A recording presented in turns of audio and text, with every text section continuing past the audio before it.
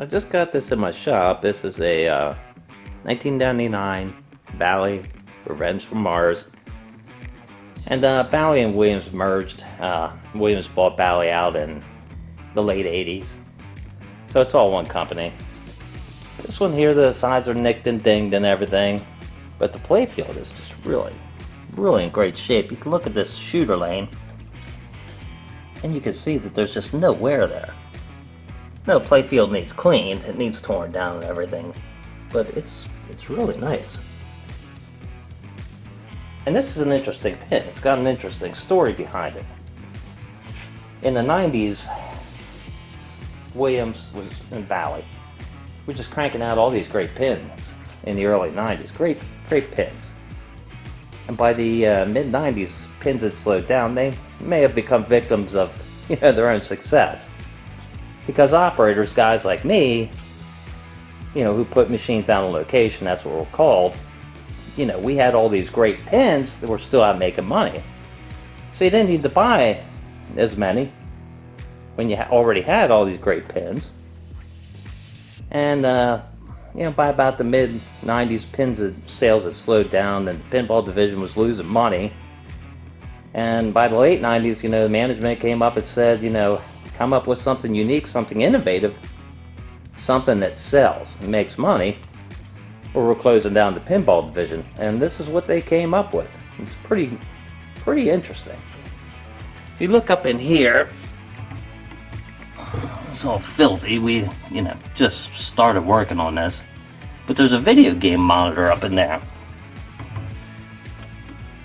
And at first, when guys first heard about this, they thought it was going to be more like, a video game and pinball machine combined, which it's not. Now, similar things have been tried, putting a video game monitor in a pin. I can think of one off the top of my head anyway. But the problem with that is here's where the action is. Here's where you're playing. And here's where you want to keep the player's attention. And what this pin did was it actually had this glass, special glass that was reflective up top, and then clear down toward the bottom. And so what that did was it actually looked like there was animation on the playfield itself. Looked like a kind of hologram on the playfield. It's very unique, very interesting. And the idea behind it was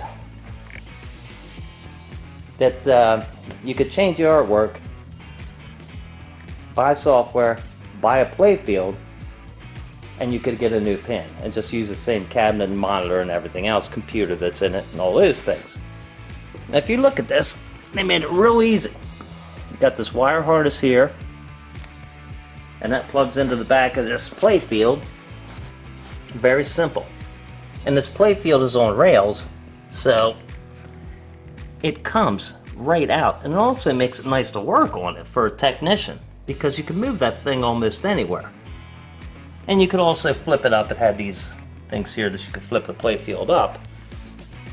So very cool, very innovative pinball machine. And it worked. I mean, they sold like 7,000 or so, somewhere in that area, which is pretty good for a pinball machine. The best-selling pin of all time was Adam's Family, sold a little over 20,000 units, 20,000 machines. But then they went to the second one, Star Wars Episode 1, and that's when the wheels came off. It was poor timing with the release of the movie. It just, they had some issues with that. And then in '99, that was the last pinball machine Williams made, and they shut the pinball division down. So there is something, I see this a lot when I buy machines. If you come back here, you see that this is broken out. Somebody lost the keys, couldn't find them, whatever, to the back door, so they pried this and broke it.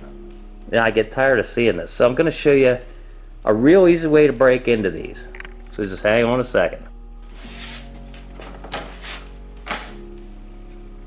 Alright, to get into one of these single bitted, this is single bit, or double bitted lock, these are not meant to be super secure.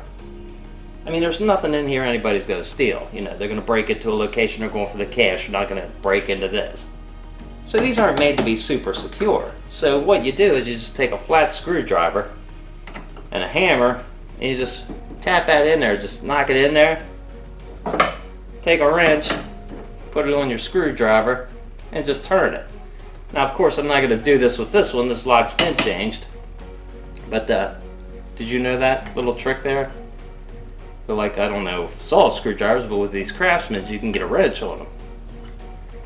So there's a little tip for you. If you don't, or you can't, or your screwdriver's too big for a wrench or anything, you can always get an adjustable wrench. And if you got a square shaft like this, you could just, tweak it down on that, and that'll give you enough leverage to turn that out. And that thing will just twist right off. And you don't have to do this, you don't have to break a cabinet up or anything like that. Now it's the back, so it's not that big of a deal. It's still irritating. I've seen them, not just in the back of cabinets. So, little tip, real easy way to break into them.